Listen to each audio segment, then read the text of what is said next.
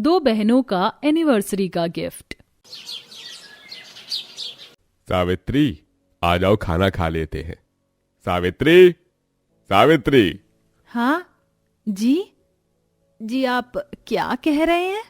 कहाँ खोई हुई हो? मैं कह रहा हूँ आओ एक साथ खाना खा लेते हैं। हाँ चलिए खाना खा लेते हैं। जरा पानी देना सावित्री। सावित्री फिर से किसी गहरी सोच में डूब जाती है। सावित्री, ओ सावित्री, सावित्री।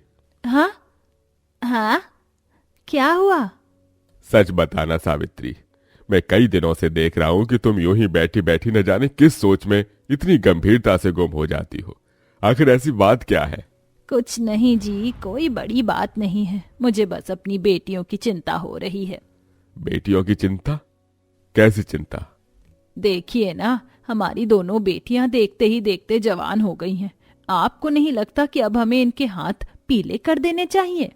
देखो सावित्री, कह तो तुम सही रही हो, लेकिन मैं अपनी बेटियों की शादी ऐसे ही नहीं कर सकता। मैं चाहता हूं कि मेरी दोनों बेटियां अच्छे घरों में जाएं और एक अच्छा लड़का ढूंढने में समय लगेगा। बस यही चिंता मुझे अंदर से खा रही है। मैं चाहती हूँ कि भगवान मेरी बेटियों का नसीब अच्छा बनाए। आप किस बारे में बात कर रही हैं माँ जी? अरे बेटा, तुम कॉलेज से आ गई, चलो मैं तुम्हारे लिए खाना लगा देती हूँ। सावित्री अपनी दोनों बेटियों को खाना देकर वहीं उनके पास बैठ जाती है। बेटा, एक जरूरी बात करनी थी तुम दोनों से। हाँ कहिए ना माँ। मैं कह रही थी कि कुछ दिन बाद तुम्हारी कॉलेज की पढ़ाई पूरी हो जाएगी, तो मैं चाहती हूँ कि किसी अच्छे घर के लड़के ढूंढकर तुम्हारी शादी करा दूं। दोनों बहनें एक दूसरे की तरफ देखकर अपनी माँ से कहती हैं, हमें कोई परेशानी नहीं माँ जी, आप जैसा चाहें वैसा कर सकती हैं, लेकिन लड़का अमीर होना चाहिए। मेरी तो सिर्फ ये तमन्ना है कि लड़का चाहे जैसा भी हो, बस मुझसे प्यार करे और मुझे खुश रखे। तुम जैसा चाहो मेरी बच्चियों, मैं तुम्हारी पसंद के लड़के ढूंढकर तुम्हारी शादी उनसे करा दूंगी। फिर क्या था, सावित्री ने अपनी बेटियों के लिए उनकी ख्वाहिशों के अनुसार लड़के ढूंढे और उनकी शादी करा दी। शादी के कुछ दिनों बाद। सूरवी, आज तो तुमने बहुत काम कर लिया, तुम थक गई होगी। ऐसा करो तुम थोड़ी देर आराम कर लो, मैं तुम्हारे लिए चाय बनाकर लाता हूँ। सूरवी के दिन अच्छे कट रहे थे। भले ही सूरवी का पति गरीब था, लेकिन वो सूरवी से बहुत प्यार करता था और उसका अच्छे से ख्याल रखता था। वहीं दूसरी तरफ, अजी सुनिए सुनिए, हमारी शादी को पूरा 1 महीना हो चुका है और हम किसी भी वजह से बाहर नहीं गए हैं। क्यों ना आज शाम हम किसी अच्छे से रेस्टोरेंट में खाना खाने चले? तुम अंधी हो क्या? दिखता नहीं है तुम्हें कि मैं काम में कितना बिजी हूँ? वैसे भी शाम को मेरी एक इम्पोर्टेंट मीटिंग है, इसलिए मैं तुम्हारे साथ कहीं नहीं जा सकता। करण यामिनी से झूठ बोल देता है। और आज इतनी देर कैसे हो गई तुम्हें? क्या कोई और मिल गई है? ये कैसी बातें कर रही हो? न जाने कैसे उस नागिन के चंगुल से निकल कर आया हूँ। तुमने शादी की ही क्यों? शादी के कुछ दिन बाद ही मैं तुम्हारी जिंदगी में आ गई। थोड़े दिन और इंतजार कर लेते तो तुम्हारी शादी मुझसे ही हो जाती। अरे फिक्र क्यों करती हो, अब भी शादी तो मैं तुमसे भी करूंगा। फिर वो नागिन खुद ब खुद मुझे छोड़कर चली जाएगी। यामिनी अपने पति की इन सारी बातों से बिल्कुल अनजान थी। ऐसे ही दिन बीत रहे थे। सुनो सूरवी, मेरे पास तुम्हारे लिए कुछ है, अपनी आंखें बंद करो। अरे अरे, मुझे रोटियां तो बनाने दीजिए।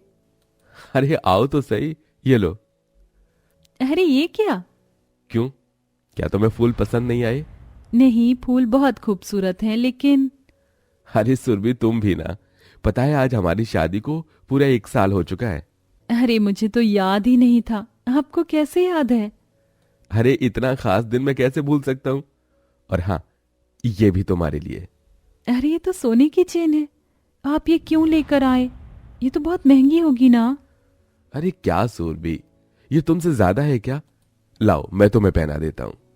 आपको इतना सब कुछ करने की क्या जरूरत थी? कहाँ सूरभि, सिर्फ एक छोटा सा गिफ्ट ही तो है। लेकिन लेकिन कुछ नहीं। तुम्हें गिफ्ट पसंद आया या नहीं? अब मैं क्या कहूँ? सुरभि की आंखों में खुशी के आंसू आ जाते हैं। मेरे लिए इतना सब कुछ करने के लिए आपका शुक्रिया। अरे मेरी जान, अपनों को शुक्रिया नहीं बोला करते। रवि सुरभि को गले से लगा लेता है। एक तरफ जहां सुरभि खुशियों की गोद में खेल रही थी। वहीं दूसरी तरफ ये कौन है और ये हमारे कमरे में क्या कर रही है? अरे चिल यामिनी, ये मेरी दूसरी वाइफ है। दूसरे शब्दों में ये तुम्हारी सौतन है। ये आप क्या कह रहे हैं? आप मजाक कर रहे हैं ना? सच बताइए, ये कौन है? तुम पागल हो क्या? मैंने बताया नहीं कि तुम्हारी सौतन है। आप ऐसा कैसे कर सकते हैं? यामिनी इससे ज्यादा कुछ नहीं कह पाती और रोती भागती अपनी बहन के घर पहुंचती है। अरे यामिनी, तुम यहाँ कैसे? और तुम रो क्यों रही हो? दीदी वो करण, उन्होंने दूसरी शादी कर ली। खुद को संभालो यामिनी, मैं हूं ना, सब कुछ ठीक हो जाएगा।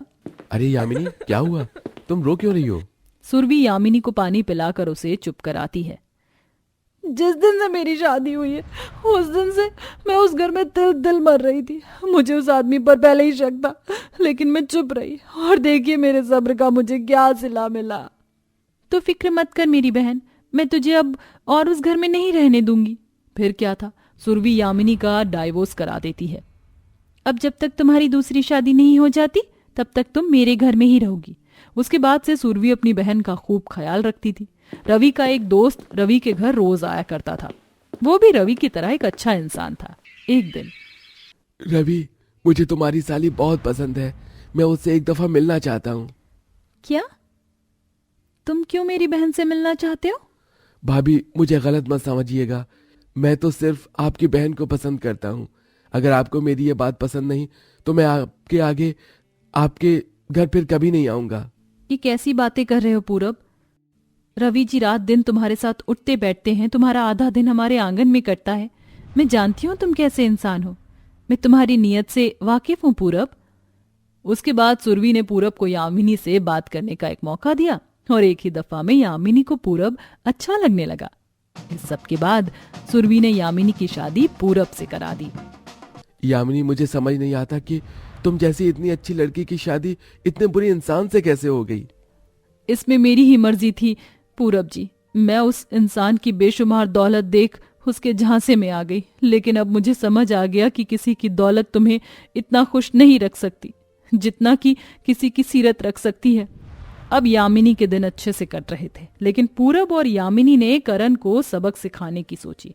उन्होंने रवि की लापरवाही के कारण करण का सारा धन लूट लिया और उसे गरीबों में बांट दिया। जब करण को ये पता चला तो वो रोता भागता यामिनी के पास आया। मुझे माफ कर दो यामिनी, मुझसे बहुत बड़ी गलती हो गई।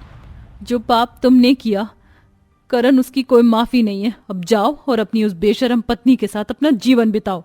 करण के अचानक गरीब हो जाने के कारण रिया भी उसे छोड़कर चली गई। अब करण को अपने किए पर बहुत पछतावा था और सुरभि और यामिनी की जिंदगी अच्छी कट रही थी।